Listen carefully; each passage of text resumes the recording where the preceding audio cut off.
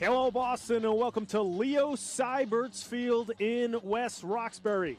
As we bring you our coverage of the 2018 MIAA football playoffs. Tonight we got the North Division 8 quarterfinals as the Charlestown Townies will be taking on the West Roxbury Raiders. Hello, everybody. I'm Pat Flaherty, joined by my partner, John Skudris. John, we got two teams that just played last week for league titles. One won in West Roxbury, one lost in Charlestown. They also met earlier in the season. Now they're meeting here in the playoffs. This is going to be a fun matchup here this evening. Certainly will be, and these are two teams, Pat, that, as you said, are familiar with each other.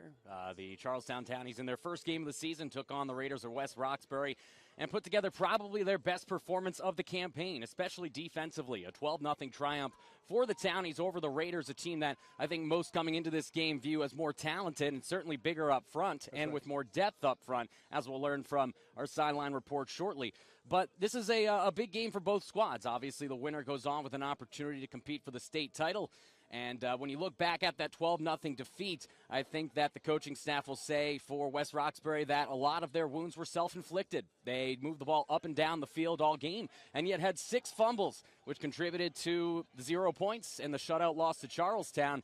Now here they are, a little more healthy, a little more put together and have their feet under them a little bit more here as they get later into the season. And I think that they're going to be putting together a much more complete package of a game today against the Townies of Charlestown. No question. They won 5 straight after losing to Charlestown, and certainly their running backs had a big part in that. Last week, their starting running back, Israel Presume, was out, but their young running back, Talif Stewart, stepped in nicely. He's one of the players we're going to look out for tonight. He had a big game, well over 100 yards and a couple of touchdowns for the Raiders. Yeah, Talif Stewart, he's not a big kid, as you see on your screen, standing at just about 5'6" tall, but he's got a lot of speed, and he's got poise. Just last week, as you said, against Tech Boston in that critical 36-28 victory, he put up 130 yards on just 10 carries with 2 scores.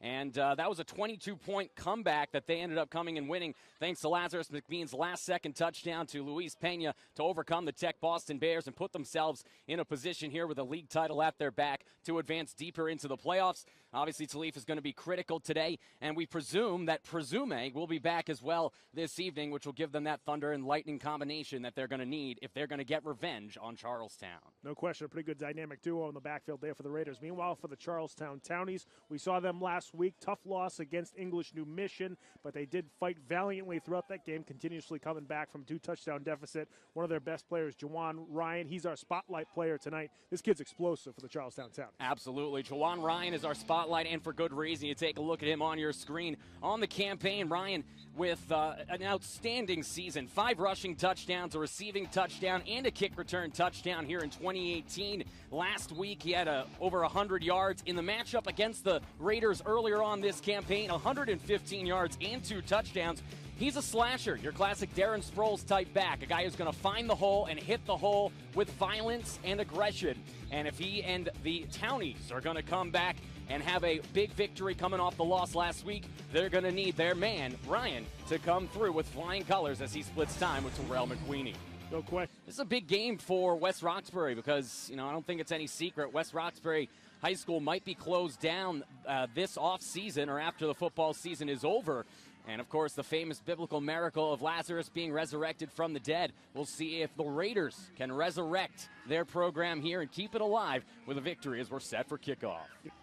Williams rolling out to the right, going deep, and the ball is just ahead of the intended receiver. That was Ricardo Darius, who just couldn't get to the football. Oh, Pat, he had it. He had a touchdown on the opening offensive play as you said, Ricardo Darius getting behind the defense, the junior standing at 5'10" on the play fake. Beautiful play on the play fake from Williams, but just not able to get it to him. That's similar to a play we saw last night in the Thursday night football game where Brock Osweiler overthrew Devontae Parker.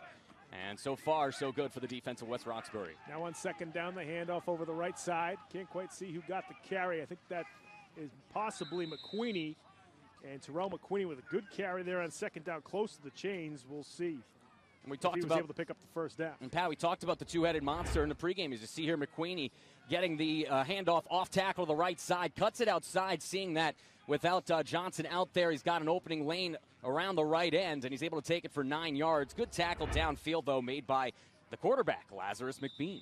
bit. That's the call, the snap infraction. So you go from 3rd and 1, where you know that a run is likely coming. Looked like it was going to be a quarterback sneak with Williams. Now on 3rd and 6, do you end up going with a pass here? They're coming out with 4 wide receivers, Pat, so it looks like that might be the route. Yeah, Juwan Ryan, the lone back in the backfield now for Charlestown. Williams out of the shotgun, flips it over to Ryan over the left side. Juwan got some space, gets the first down and more. Ooh. Ryan is then popped on the sideline right around the West Roxbury 46. And that's Luis Pena delivering the big blow, the man who caught the game-winning touchdown pass against Tech Boston last week. But as you said, there's the speed that we alluded to of Juwan Ryan. He had a man on his tail right off the initial catch out of the flat from the pass from Williams. You'll see it on your screen right here. But utilizing his speed to outrun Derek Bertucci, the senior, for West Roxbury and get a big first down on the opening drive. The guy who normally doesn't do the shotgun snap is now performing that duty tonight.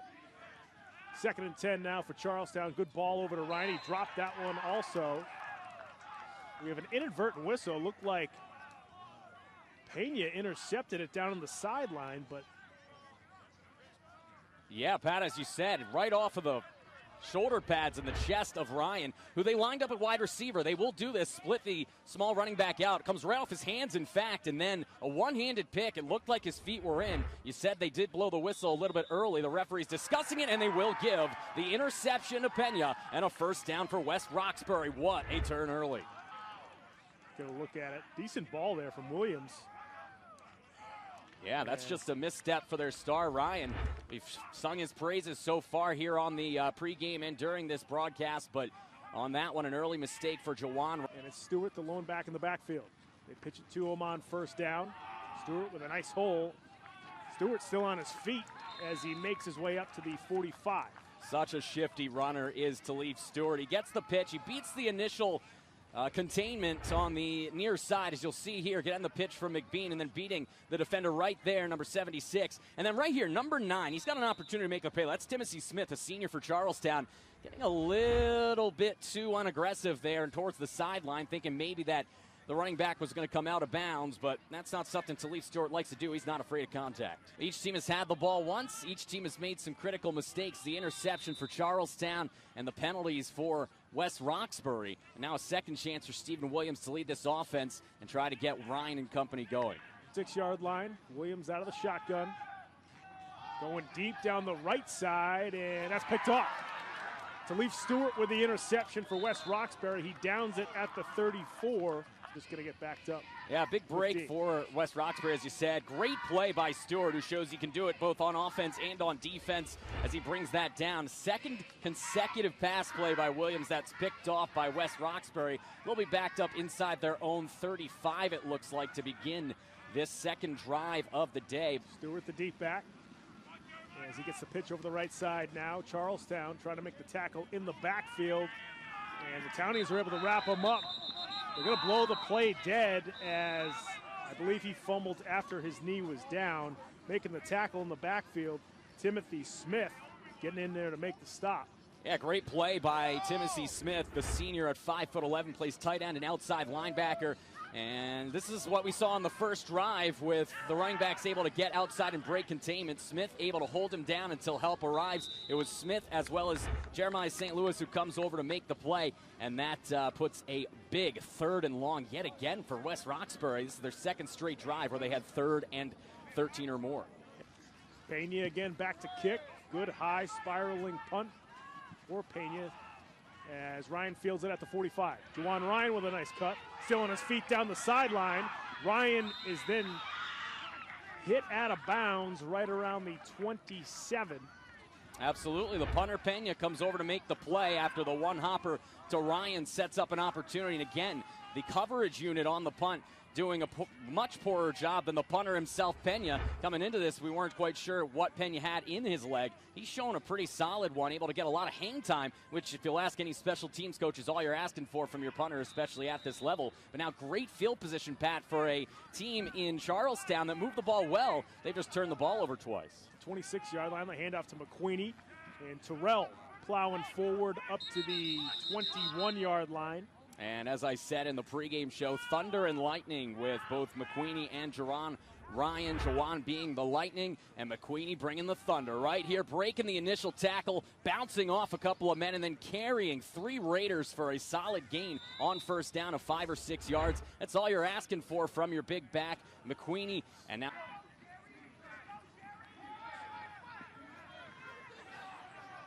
that's picked off by West Roxbury. 3rd interception for the Raiders as they are dropped inside Charlestown territory. That's Miranda. Yeah, Dason Miranda coming up with it. What a play here.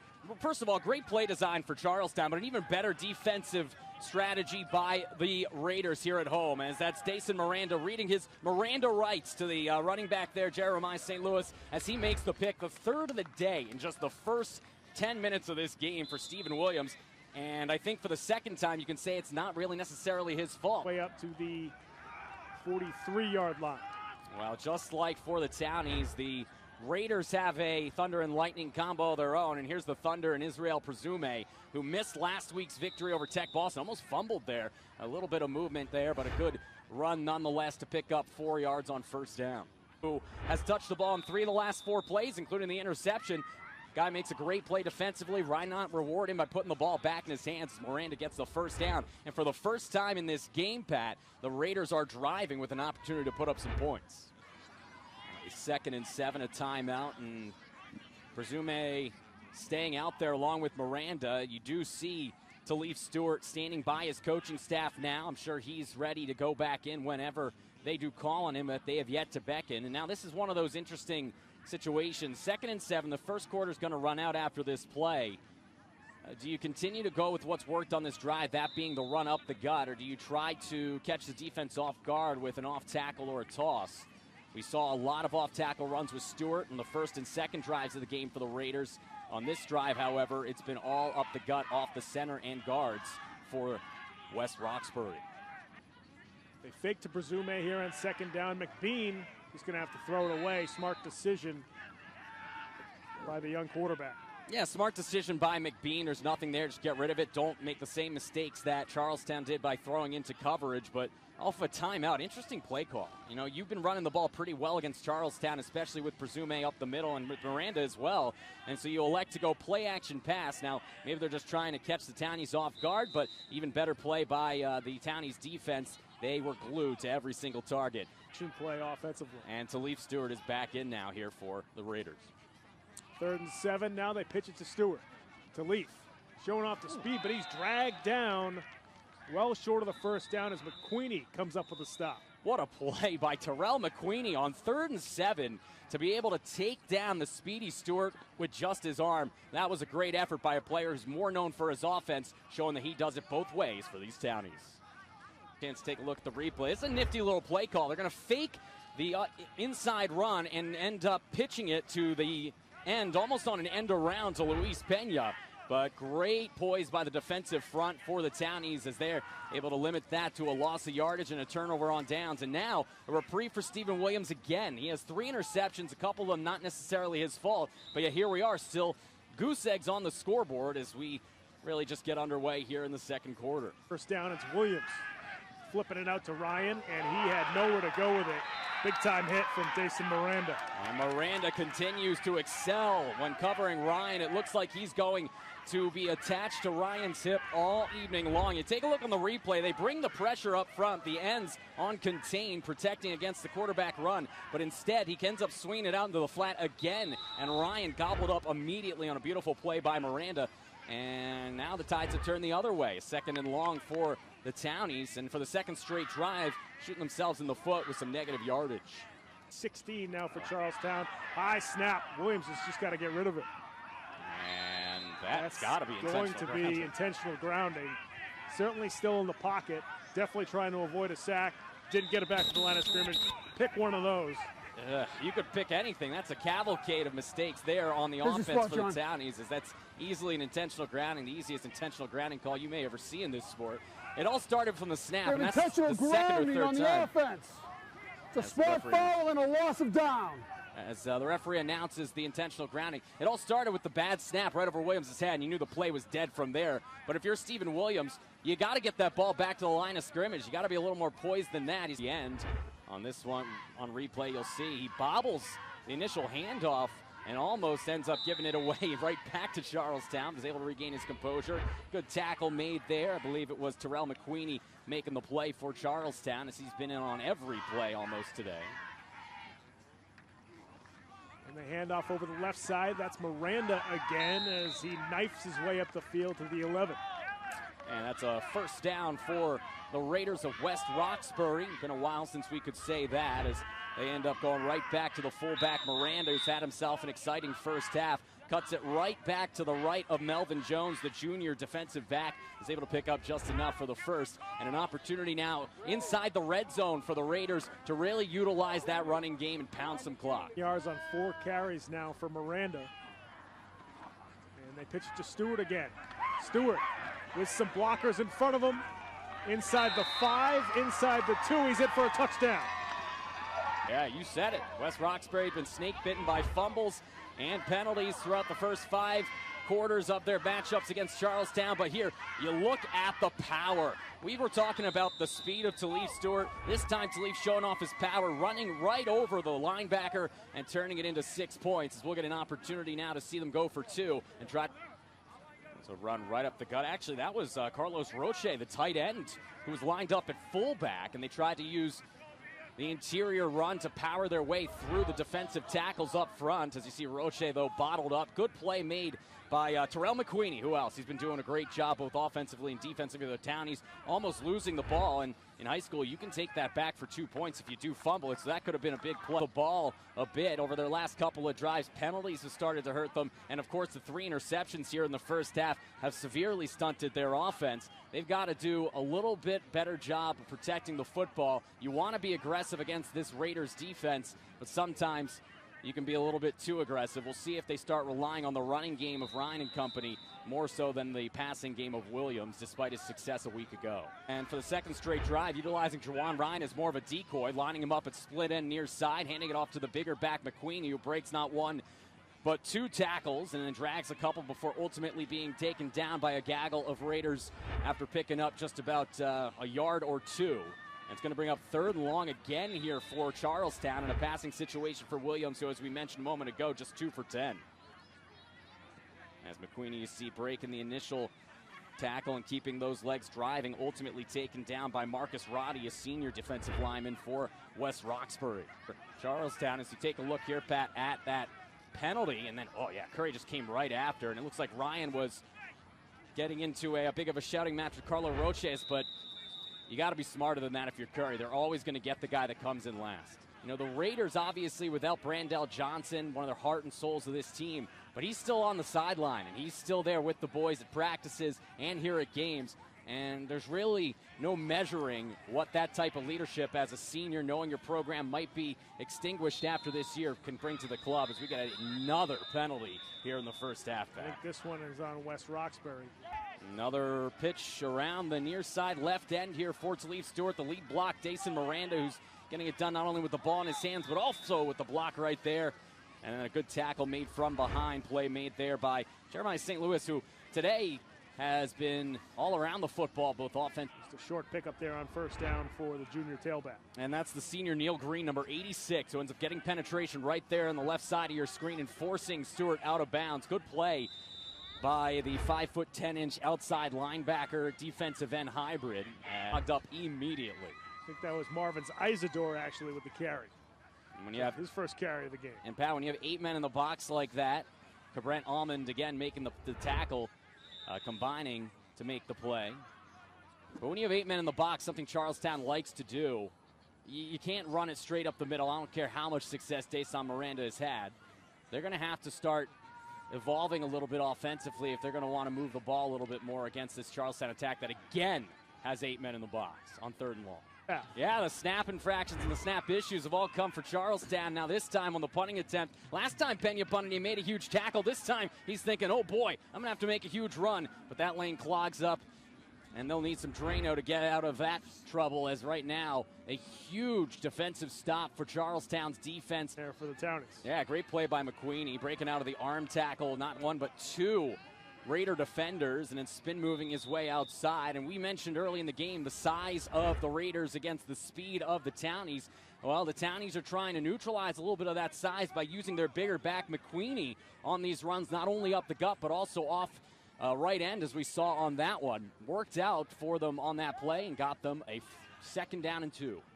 And that's a play that Juwan Ryan might have been able to make, bouncing it outside, but McQueenie more of a north and south runner, and he's going to pay the price for deciding to come out. Now his offensive front got pushed back immediately, forcing him to do so, and after he makes the initial broken tackle, he gets punished by Marcus Roddy, the senior defensive lineman. And now 4th down and a long 3 yards, closer to 4th and 4. This is a tough pickup here for Charlestown, but one they do have to go for.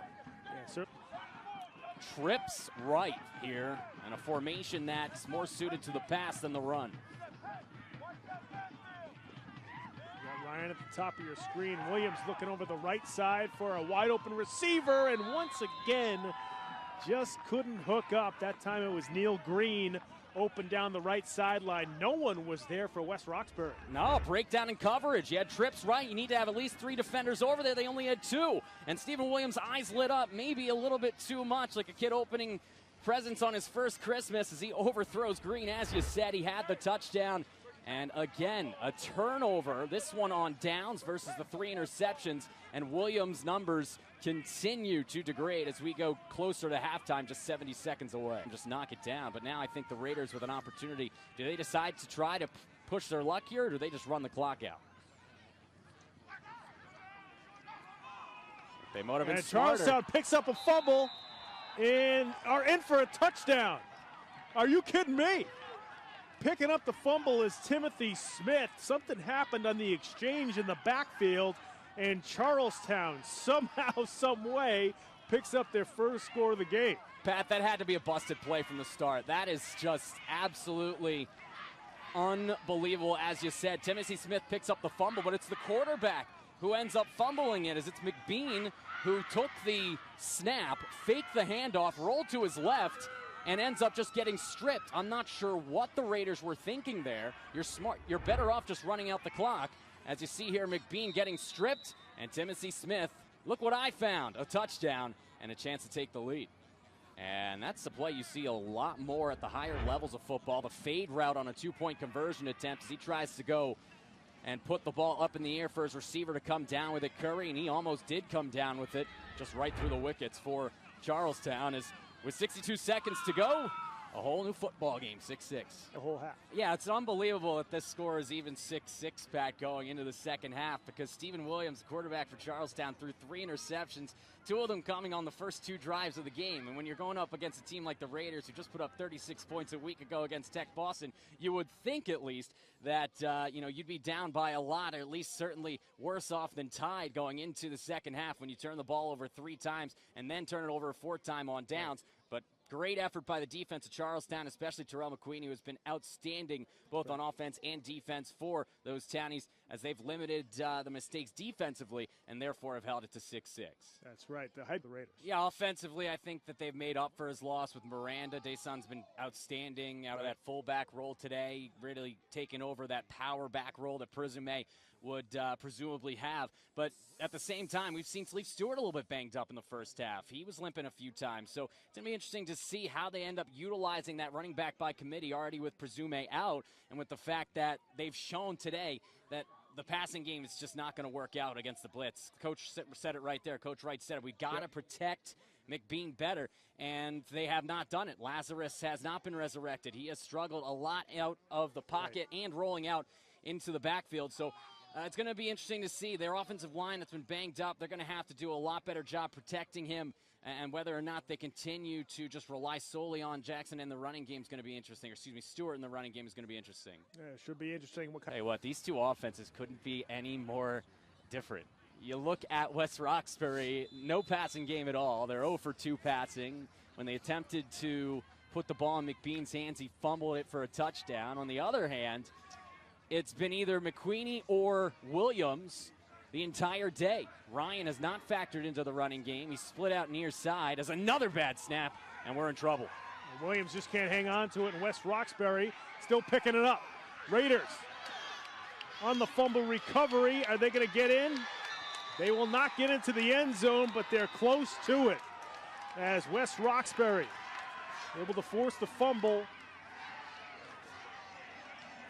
And now they are set up for a touchdown. And I believe it's Ellery Desir who's going to pick up the bad snap again, over and over again, lining up out of the shotgun with the injuries up front. And the backup center continues to struggle getting the ball to Williams. Desir picks it up, chased down smartly from behind by Melvin Jones, who, after a couple of efforts, gets some help from Williams, who comes all the way back down to make the tackle. And the handoff to Presume again. He shoots forward for the West Roxbury touchdown.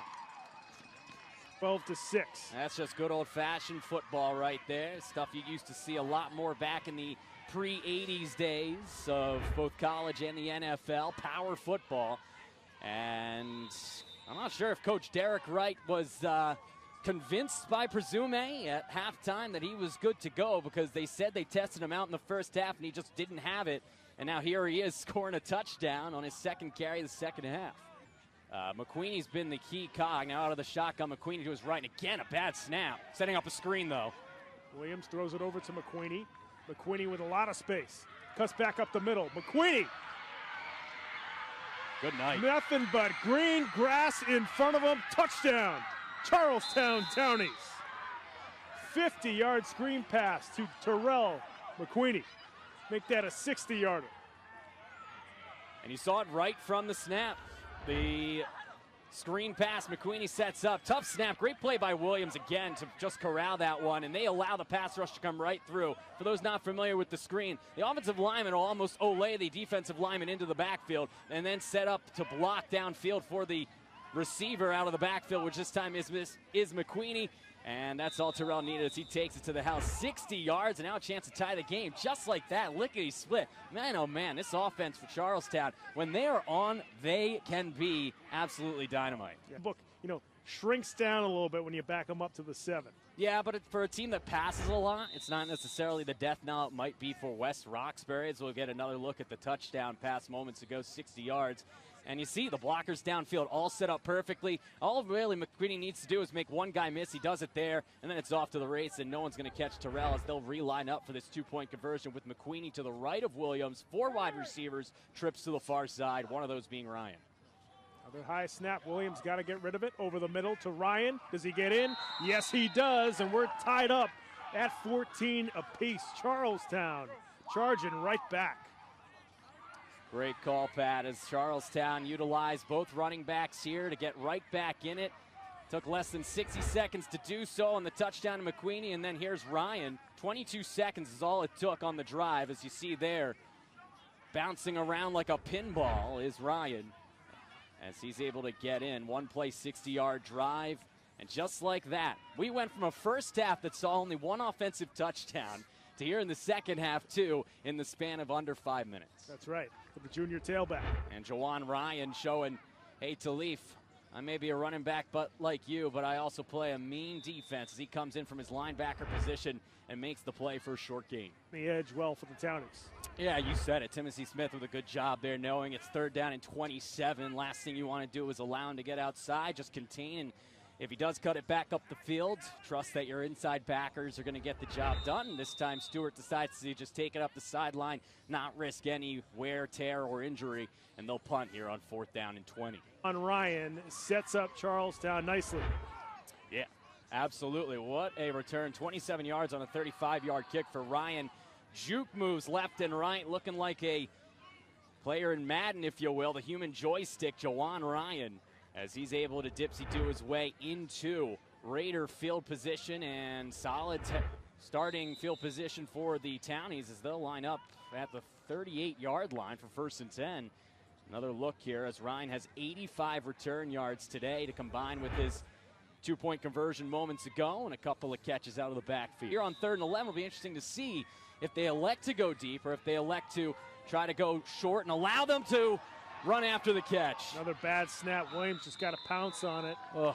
And Charlestown, lucky that they still have the ball. You got to think they'll punt here on their own 45.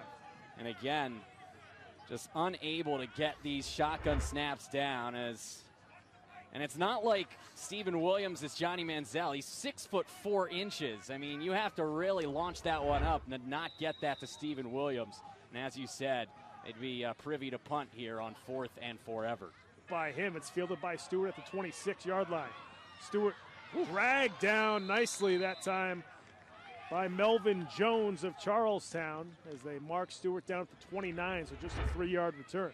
He might rip his jersey in half here as Jones just grasping at the back of Stewart for dear life and swinging him around like a ballroom dancing partner. Eventually, though, bringing him down. And when you look at that, that's a dangerous play. If you get your hands any higher than where it was, you might be horse collar territory, but good play nonetheless. That is legal.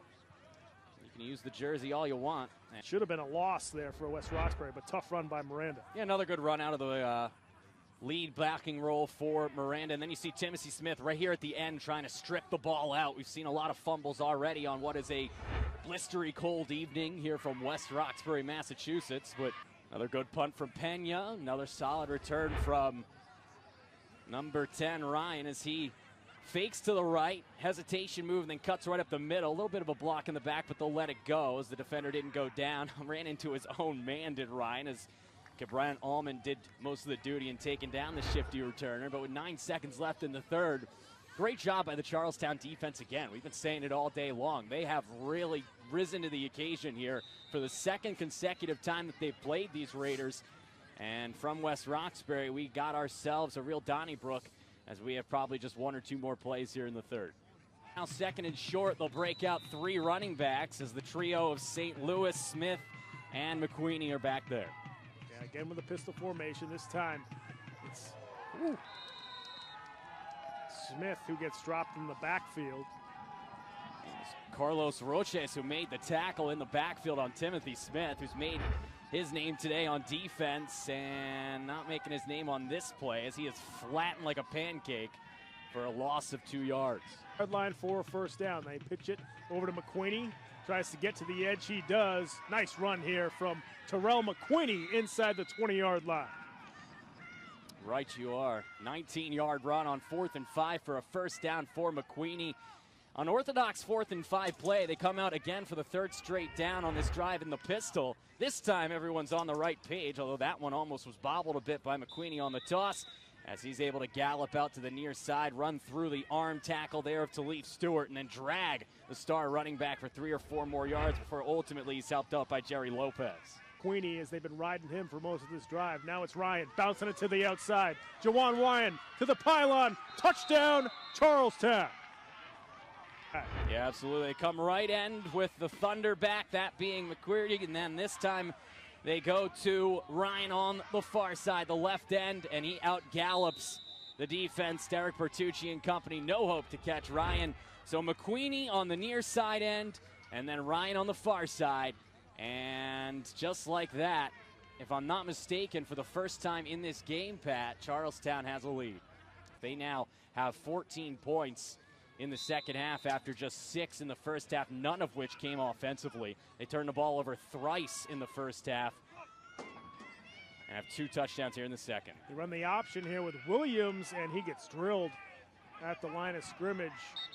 Stop here on the option. We mentioned the Roxbury Raiders were working on the option. They missed a face mask call there, as it looked like getting a grasp of it was Ellery Desir, but nonetheless, that's 2 straight plays now where the refs didn't throw the flag. 1 on the Raiders, 1 on Charlestown, so it's a wash.